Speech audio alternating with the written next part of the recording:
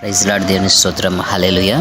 Hosanna వైఎస్ఎస్బి ministry పరిచయం తరపున మీ అందరికీ శుభాభివందనాలండి. ఉదయకాల దిన దేవుని చేత ప్రభు మిమ్మల్ని నింపి తృప్తిపరిచి ఆశీర్వదించి ఎనలేని మేల చేత ప్రభు మిమ్మల్ని నింపి నడిపించునుగాక. ఆమెన్. ఉదయకాలం వేళ నా ప్రేమ దేవుని బిడ్డలారా, దేవుని వాక్యాన్ని ధ్యానం చేద్దామండి. విలాప వాక్య గ్రంథము 3వ అధ్యాయము 57వ వాక్యం. నేను నీకు మొరడిల్లిన దినమున నీవు నా యొద్దకు వచ్చితివి, భయపడకుమి అని నీవు చెప్పితివి. నిశ్చయంగా ఇర్మియా ఈ వాక్యం రాస్తున్నాడండి. ఇర్మియాకి తోడై ఉండి ఇర్మియా ప్రార్థన చేసినప్పుడు ఇర్మియా వద్దకు వచ్చి ఇర్మియాని ధైర్యపరిచిన దేవుడు ఈ వాక్యం ఉంటున్న మిమ్మల్ని కూడా ధైర్యపరచు రీతిగా మీ వద్దకి నా దేవుడు దిగి వచ్చునుగాక. ఆమెన్. నా ప్రేమ దీని బిడ్డలారా, చాలా జాగ్రత్తగా గమనించండి. భయం పుట్టే పరిస్థితులు మన జీవితంలోకి వచ్చినప్పుడు మన జీవితం ఏదో అయిపోయిందని మనం అనుకుంటామండి. కాకపోతే సర్వశక్తి కలిగిన దేవుడు మనకి సహాయకుడిగా ఉంటాడండి. అయితే మనం ప్రార్థన చేసినప్పుడు దేవుడు మనకి కార్యాలు చేయడం మొదలు పెడతాడండి. మనకి కలిగిన భయములలో మనం దేవుని వైపు చూడడం కానీ భయం పుట్టించే పరిస్థితుల వైపే మనం చూస్తూ ఉంటామండి. గొలియాతును చూచి సౌలు భయపడతా ఉన్నాడండి. దావీదు దేవుని వైపు చూచి గొలియాతును జయించగలిగాడండి. నేటి దినాన నీ కుటుంబ వ్యవస్థలో నీ శక్తికి మించి, నీ బలానికి మించి నా ప్రతికూలమైన పరిస్థితులు చూచి ఒకవేళ కలత చెందుతూ దిగులు పడుతూ భయపడుతున్నావో నాకైతే తెలియదు, కానీ సర్వశక్తి కలిగిన దేవుడు ఆయన మీకు తోడై ఉండి మీ యొక్క భయములన్నిటిలో గొప్ప విడుదల విజయం అనుగ్రహించునుగాక. ఆమె. నా దీని బిడ్డలారా, మరొక వాక్యాన్ని మనం చూసినప్పుడు అండి, ఆదికాండం 26వ అధ్యాయము ఇక్కడ 23వ వాక్యాలు చూస్తారండి. అక్కడ నుండి అతడు బెయేర్షెబాకు వెళ్ళెను. ఆ రాత్రి యెహోవా అతనికి ప్రత్యక్షమై, నేను నీ తండ్రి అయిన అబ్రహాము దేవుడను, నేను నీకు తోడై ఉన్నాను గనుక భయపడకము. నా దాసుడైన అబ్రహామును బట్టి నిన్ను ఆశీర్వదించి నీ సంతానం విస్తరింపజేస్తుందని చెప్పాను. ఇక్కడ అండి గెరారు కాపురస్తులు ఏమండి అనేకమైన శత్రు సైనికులతోటి ఇస్సాకు బాధపడుతున్నాడు. ఇస్సాకుని అనేక పర్యాయములు అబీమెలెకు తోటి వారు ఇస్సాకుకి నెమ్మది లేకుండా చేశారు.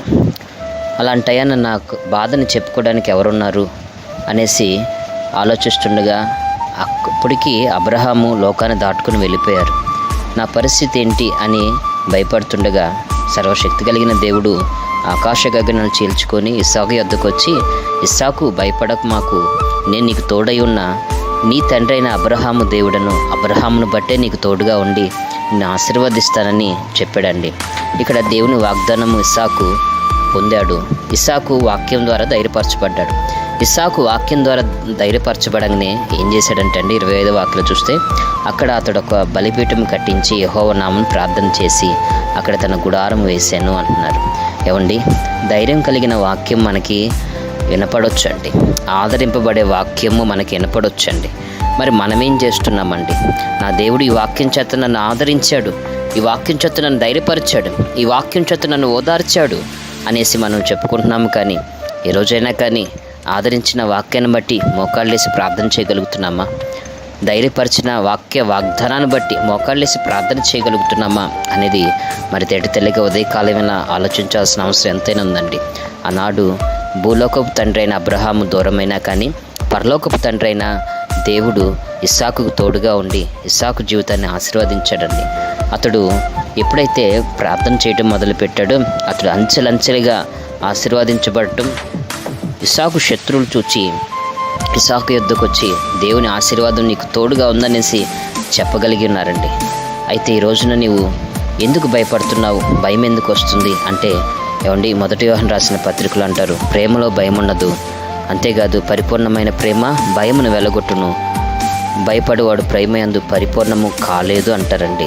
నాకు మన దీని బిడ్డలారా, ప్రేమ అంటే మనం ఆయన ఆజ్ఞలు బట్టి నడవటమే ప్రేమ అండి.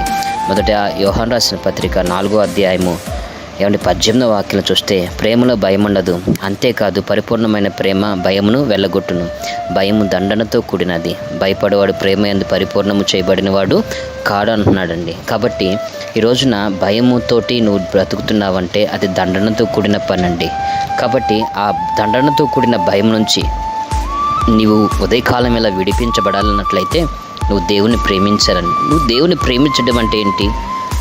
నీవు యేసుప్రభు పటానికి పూలదండ వేయడం కాదండి. నీవు దేవుని ప్రేమించడం అంటే నువ్వు యేసుప్రభు అంటాం కాదండి. మందిరాల వైపు చూచి కొంతమంది దండం పెడతారు, వందనాలు పెడతారు. ఏమండి, అది కాదండి. నువ్వు దేవుని ప్రేమించడం అంటే వాక్యములు మనం చూసినప్పుడు అండి, యోహాను సువార్త 14వ అధ్యాయము 23-24 వాక్యాలు చూస్తండి. యేసు ఒకడు నన్ను ప్రేమించినట్లా వాడు నా మాట గైకొను, అప్పుడు నా తండ్రి వారిని ప్రేమించును, మేము ఆయన యొద్దకు వచ్చి నివాసము చేతుము అంటున్నారు. నిశ్చయంగా దేవుడు మీ యొద్దకు వచ్చి నివాసం చేసి మీ శోధనలు, బాధలు, ఇరుకు, ఇబ్బందులు అన్నిటిలో మీకు సంపూర్ణమైన జయమిచ్చి ముందుకు నడిపించునుగాక. ఆమేన్. 24వ వాక్యం చూస్తామండి. యోహాను సువార్త 14వ అధ్యాయం 24వ వాక్యం చూసినప్పుడు, నన్ను ప్రేమింపని వాడు నా మాటలు గైకొనడు. మీరు వినుచున్న మాట నా మాట కాదు, నన్ను పంపిన తండ్రిదేను.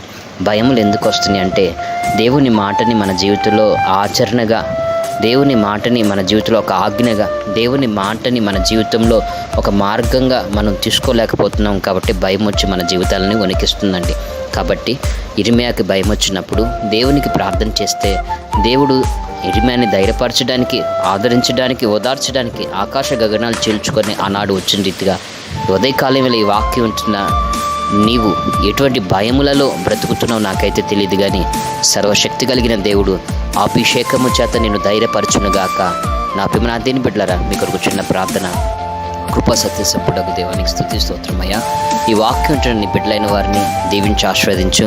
నీ బిడ్డలకి కలిగిన భయములన్నిటి నుంచి గొప్ప విడుదల దయచేయమని, నీ బిడ్డల చేతి పనులను ఆశీర్వదించు. ఆరోగ్య క్షేమములతో నీ బిడ్డలైన వారిని నింపమని, కృపాక్షేమములతో నీ బిడ్డలైన వారిని నింపమని నజరుడైన యేసునామమున ప్రార్థిస్తున్నాం తండ్రి. ఆమేన్. తండ్రి అయిన దేవుని ప్రేమ, తన కుమారుడైన యేసుక్రీస్తు కృప, ఆదరణకర్తైన పరిశుద్ధాత్మ దేవుని అన్య సన్నిధి సహవాస కృపయు తోడైన ముందుకు నడిపించునుగాక. ఆమేన్. హోసన్నా వైఎస్ఎస్బి మినిస్ట్రీ పరిచయ తరపున మీ అందరికీ శుభాభివందనాలు. ప్రభు మీ అందరిని దీవించి ఆశీర్వదించునుగాక. ఆమేన్. ఆమేన్. ఆమేన్.